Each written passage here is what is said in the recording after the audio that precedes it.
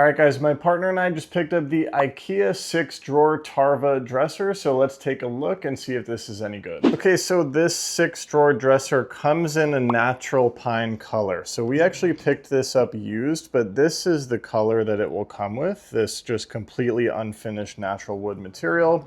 The person that we bought it from has painted it this color, which happens to look absolutely beautiful. But just be aware that this is going to come in a natural pine, which is really paintable if you do want to customize the color of your piece. Now, when we were considering picking up this dresser, we noticed that the ratings on IKEA were pretty poor. It's got like less than 3 stars, I believe. So that created some hesitation, but we're actually feeling super happy with this dresser. First of all, it's really beautiful, really simplistic dresser. I like the simplicity of the knobs here. I like that it's all completely hardwood. It's also a super roomy dresser in terms of the fact that you have 6 drawers and they're all very spacious. You can put a lot of clothing in this drawer. My partner and I are actually going to be sharing this dresser. All right, so you got tons and tons of room, 6 drawers. They all slide out super seamlessly. Just to show you guys the smoothness of the drawers here, it is perfect. It's really easy. They slide right out on this little